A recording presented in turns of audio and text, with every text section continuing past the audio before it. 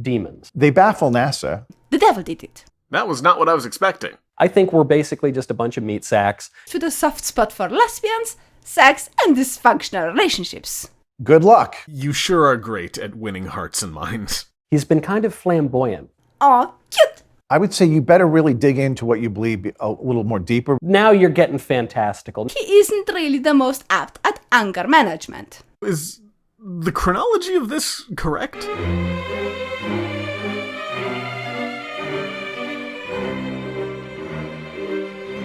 Have you ever seen anyone levitate off a I couch? have. Go on.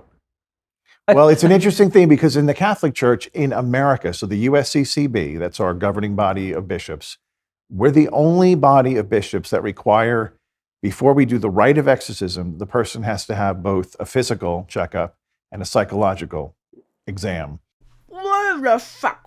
If the United States Conference of Catholic Bishops are the only ones demanding this, then it's not a standard of the Catholic Church, but a rule you guys set up explicitly for the US. Which obviously begs the question, why? Psychological exams are expensive. They're about $2,000. So, and we don't charge the victim because they're already suffering and they often don't have the resources. They've lost their home, their job, usually their wife, husband. But we require that because the law says that I have to have moral certitude that the devil is present. And to do that, we have to rule out psychological problems and all this. Okay. How? Why? Ugh. Okay, let me throw it out there right away. I don't trust shrinks. And there are two reasons for it. First, the most famous shrink of Canada is an utter weirdo. And he risked losing his license to practice, not because he's a weirdo, or because during his time as a licensed shrink he had issues with mind-altering drugs that messed with his brain, and so obviously also with his therapy, but because the mighty Canadian Emperors of Shrinkistan have decided that this man's political opinions do not flatter their dear leader enough, and therefore he has to be punished. In other words, these people clearly have their priorities straight, don't they? And second, shrinks are as precise at diagnosing mental issues as a jerked-on kitchen towel. A 2011 study puts it like this, quote, misdiagnosis rates reached 65.9% of major depressing disorder, 92.7% for bipolar disorder, 85.8% for panic disorder, 71.0% for generalized anxiety disorder, and 97.8% for social anxiety disorder. End quote. And if you think that that's a fluke or that it's just old data and we have improved in the last decade, well, no. A 2021 study, a decade later, found that 39.16% of patients with severe psychiatric disorders were misdiagnosed. We're not talking mild depression here, no fifi stuff, no. Severe psychiatric disorders. And yet somehow these so-called professionals still manage to misdiagnose over a third of their patients. In short, the rigor in that profession, to me, seems a little bit questionable, at best. Whether you agree with me or not, and people can disagree obviously, you can hopefully understand that I personally have my reasons to take their diagnosis with a juicy pinch of salt. Our dear exorcist, on the other hand, seems to find moral certitude in the diagnosis of his shrink buddy. And so when shrink buddy says that he can't detect any mental issues, then what? That means that little Tim is automatically possessed? Is that what's going on here? I mean, it sounds like that's what's going on here. And it doesn't sound very foolproof to me, I'm afraid. When I saw the man levitate off the couch, I had moral certitude that that's not a psychological condition. How do you know that levitation is unrelated to psychology? Maybe that person tapped into yet not understood functionality within the brain and unlocked telekinesis, but in doing so, went crazy. Right, that almost certainly doesn't sound convincing to you, in much the same way demons doesn't sound convincing to me. In all countries, the exorcist needs moral certitude to perform an exorcism that there is the presence of the demon. But like I said, in America, we have to do those 2 tests to rule out other things. Yeah, this sounds far more like an exclude psychological conditions to not get sued sort of thing than an actual moral certitude thing. I mean, how could you possibly be morally certain of anything if first you needed a shrink to tell you that it's not that? In fact, forget morally. How could you be certain at all? Either a priest is capable of distinguishing between a possessed and non-possessed person, or he isn't. If he is, a psychologist's 5 cents shouldn't really change that. And if he's not, then what the hell is he doing out there exorcising people in the first place? So when I saw this young man levitate off the couch, well, there's my moral certitude that this is not a psychological problem, because that can't force someone to come out of the chair on their own. So that was when I didn't have to do that, the exam. Alright, so he only needs a psychologist when he's not morally certain already. That makes us feel much fuzzier and warmer inside, doesn't it? It would be quite the dilemma if the priest decides that little Timmy has Don Diablo all over him, but then Shrink Buddy comes along and claims, nope, Timmy clearly just has an imaginary friend. I mean, at that point, what do you even do as an exorcist? Do you ignore Buddy, exorcise anyway, and risk a lawsuit? Or do you just ignore your own diagnosis and leave poor Timmy there possessed because of your very financially sound decision to suddenly flip-flop your moral certitude? Well, either way, we seem to have gotten a glimpse into the exorcist's standards. If Timmy levitates, then he's possessed. If not, then the shrink gets to decide. I mean, is it just me, or does Mr. Exorcist not quite pull his weight in the relationship? So I believe all of this. None of this surprises me. My view of the world is a Catholic view of the world. For people who might be skeptical, is it possible you just misperceived what was going on, or it was your mind playing tricks on you, or... Is it even remotely possible that you're a charlatan leveraging Christian credulity for attention? No. Period. Ah, well, thanks for clearing that up. And I'll tell you why. I don't work alone. I mean, that would be horribly imprudent to go into a situation when you're dealing with demons or the devil himself alone. Yeah. Very bad idea. You never know what happens after all. All alone, with the devil in a room. A red luster on the walls from the devilish gaze, with the diabolic breath enthralling your ears like an overly erotic ASMR. ASMR are kind of gross, actually. So contrary to popular opinion in the movies we see about exorcisms, we never go alone at midnight during a thunderstorm to a strange person's house in the woods to do an exorcism. Really? But I thought you guys are all into... You know, sort of like this. Yeah, gullible little guy, all alone with you in a dark room in the middle of nowhere. I mean, it seems right up your alley, doesn't it? Yeah. Wait, this is not the usual setting of... Okay, got it. So I have a team. I always have other people with me. Often it's another priest. Are one of those team members a cameraman?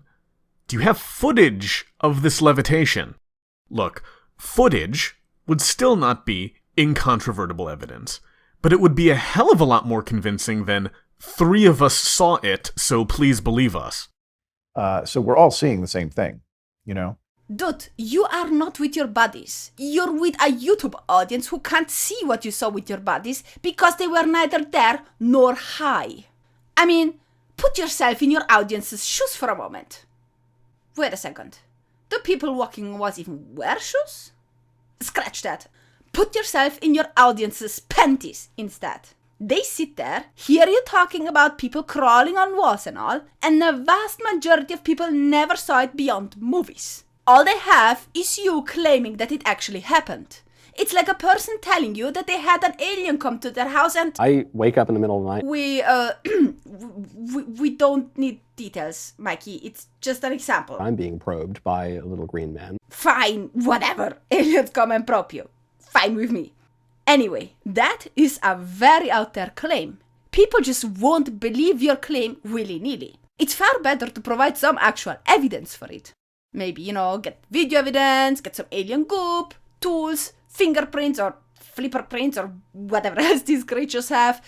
Give us something more than just your say-so, for crying out loud. And I mean, you would have the same standard for everything else. Just think about your preaching about men claiming they're women and stuff like that. It's the same thing. You want evidence that you have a woman in front of you, and I want evidence that you got probed by that there are people crawling on walls. Is that so hard to understand? They can speak languages that they've never known. They know things about you or other people in the room that they couldn't know. So these are the hallmarks of how we would determine, is this really a demon? So that means being smarter than the priest or socially savvy is a sign of possession? Jokes aside, it seems very shaky ground at first glance. Not only do you have little to no idea who you're dealing with most of the time, and how much of a certain language they do or do not speak, but you also don't know if they're honest, or if they subconsciously picked it up somewhere. I mean, do you even know if it's an actual language? And cold reading is a thing too. Some people are really, really good at fooling others into believing that they know things that they can't possibly know, because quite frankly, they don't actually know them. They make them up. They guess. All these things have to be taken into account. The very basic examples given above are not sufficient to determine if someone is possessed or not. Not by far. And if that is all you got, then I'm not surprised you need to shrink as a backup. Supernatural knowledge of things they could not know, languages they have not learned that they can speak fluently, and superhuman strength. I remember there was a little nun, about 100 pounds, 5 foot. I won't mention the order. And when she was going through a deliverance, it took 6 large men my size to hold her down.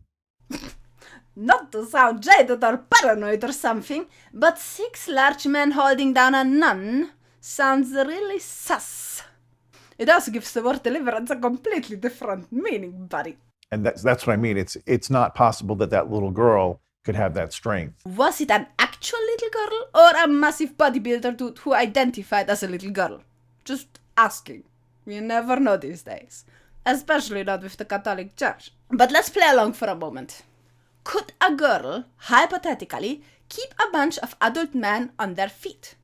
Well, let's start with the simple fact that it's not necessarily easy to hold people down. On top of that, there are a lot of variables such as the size of the girl, the age, the mental state, and of course the size, the age, the mental state, and other variables of the man too. Just to name a few.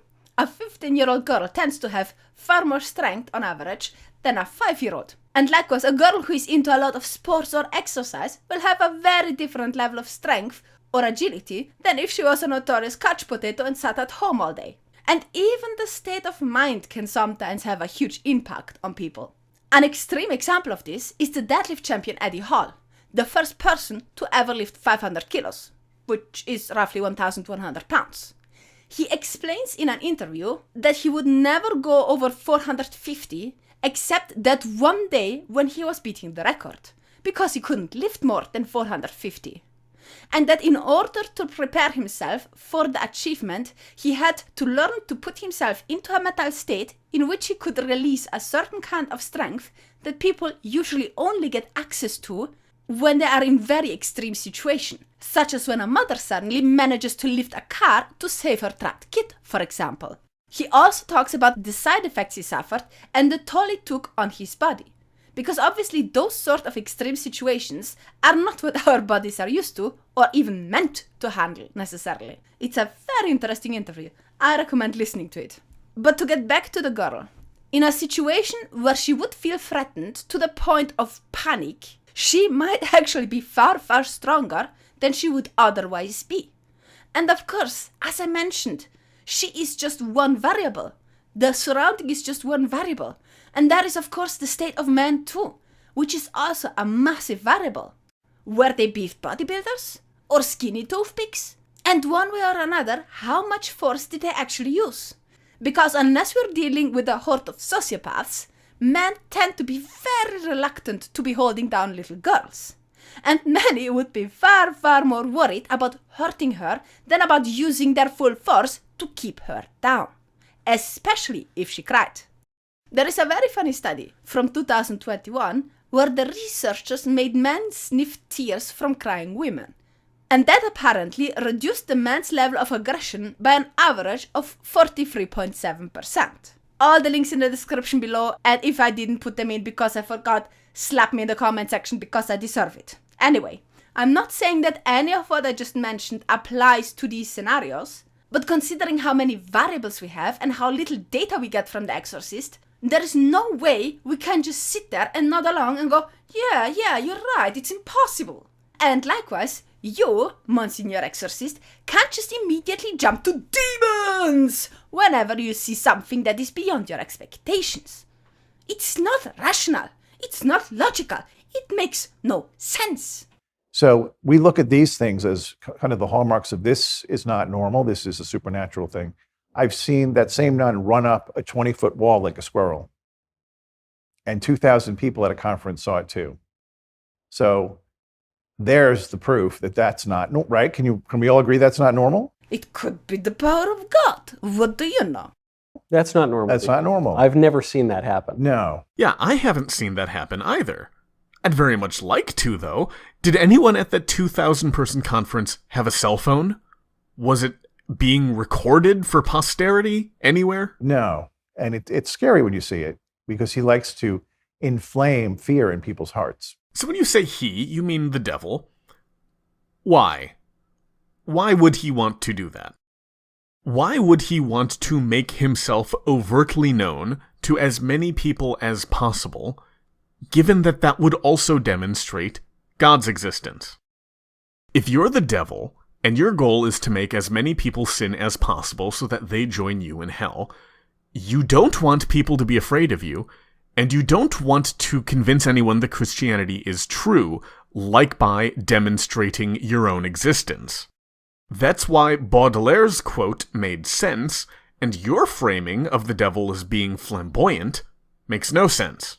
When people, or I guess demons, are speaking this language, in having possessed these people, I'm assuming they're not speaking Swedish. What languages do No, they typically pick up ancient languages or Hebrew or Aramaic or even Greek. Why exactly Aramaic, Greek, and Hebrew? Why not Swedish, or Chinese, or Egyptian for that matter? Don't you find it a little bit odd that for some reason all those demons speak ancient languages that are related to your particular faith? I mean, doesn't it seem odd to you that the people following the faith that is most invested in avoiding these so-called demons somehow are either the only ones or the most common ones ending up being possessed by them? If we logically follow what I'm hearing from you, it seems to me that the most optimal cure, or at least prevention, of being possessed is not an exorcism, but a change of faith. And I don't speak those for the most part, so it normally has to be recorded. Okay, so you do have recording capabilities.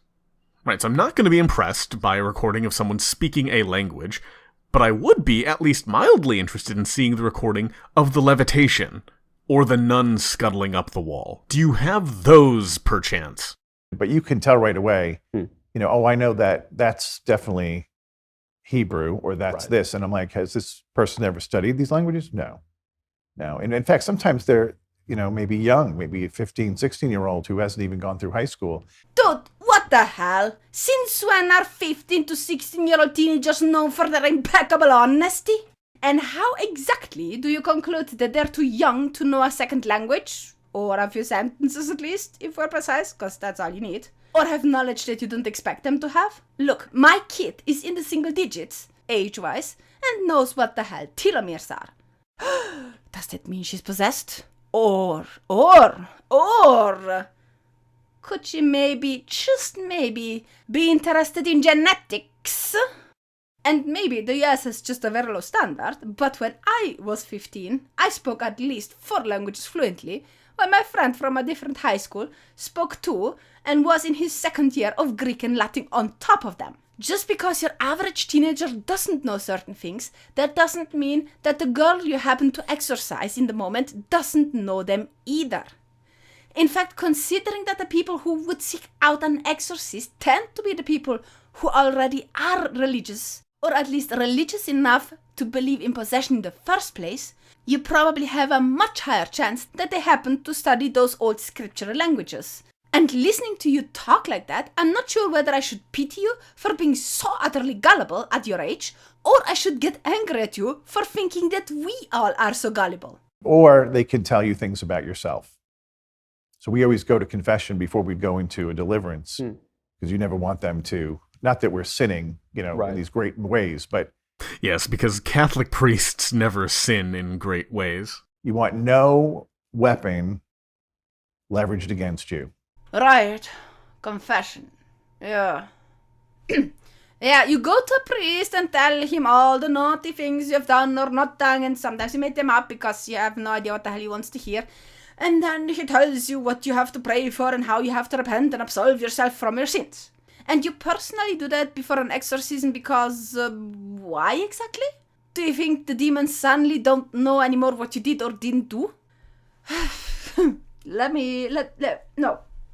Let's drive this point home a bit more clearly, because it's so stupid on the surface that people probably don't even register the implication of what you just said. Imagine a scenario where, I don't know, you had lied to me or something, and I caught you.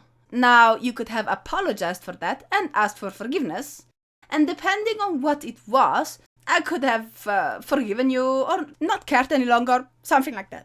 However, I would still remember it. I wouldn't just suddenly suffer from a weird case of 5 seconds amnesia.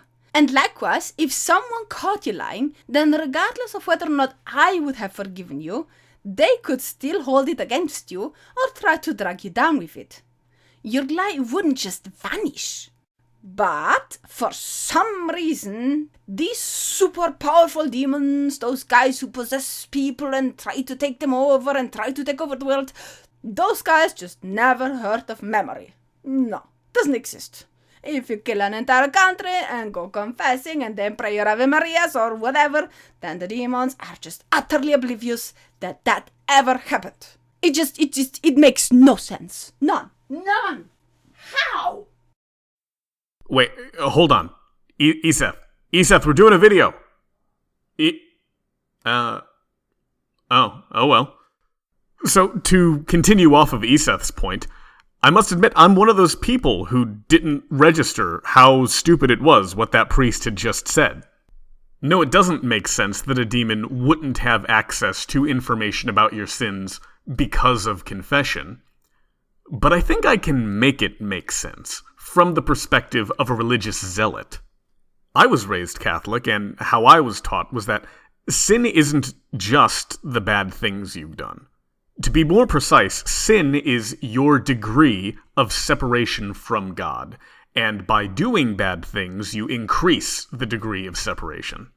Infants are born with original sin. That doesn't mean the infants have done something wrong. It means we are all born separate from God, and it is through baptism that we rejoin God. So if we apply this logic to priests who are about to perform an exorcism, by attending confession, the priest is becoming as close to God as it is possible for him to be while on earth. Presumably, this confers some sort of advantage to a priest who's about to go up against a demon. Maybe a +2 buff to wisdom saves against possession? I don't totally know the mechanics of the game they're playing, but that makes as much sense as anything else they've said.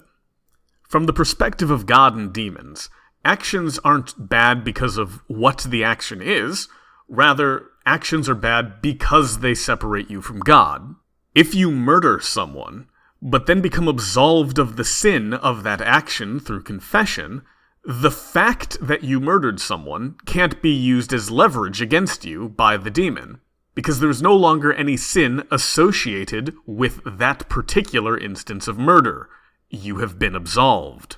This not only explains why a priest might seek confession before an exorcism, it also highlights one of my major objections to theistic morality. Sin is not a wrong you commit against another person. The other person is merely a witness for the wrong you have done. Sin is wrong you do against God. When you sin, you aren't obligated to seek forgiveness from the injured party. You're obligated to seek forgiveness from God, whom you definitely did not injure. Any action that injures another person or any group of people to any degree of severity is either permissible or forgivable under this framework. And given this, I find it incredibly amusing how often I find that the religious say you can't have morality without God. That God is what makes morality objective, and without God you could not say actions are right or wrong. Now, if a Catholic wants to define morality in terms of sin and proximity to God, they can. You can define words however you'd like. But then just know that when we talk about morality, we aren't talking about the same thing. I purport that murder, theft, and rape are bad, regardless of God's opinion of them, or the rituals you perform in order to get God's forgiveness for them. So when it comes to morality, I'm not concerned with the non-injuring of an all-powerful moral authority. I care about how my actions affect people. For instance, I'm about to injure several hundred people by saying, "This is the end of the video. Eseth is off wandering hell screaming obscenities, and I don't know how to get her back, so come back for part 3. If you enjoyed this video, both Eseth and I would appreciate it if you gave it a like and a subscribe if you've not done so already. On the screen or in the description, there's also a link to my channel. I'd very much also appreciate a subscription. My channel is currently dead, but if you subscribe to it, you might find out when it stops being dead. And won't that be a treat? Thank you very much for watching, and take care.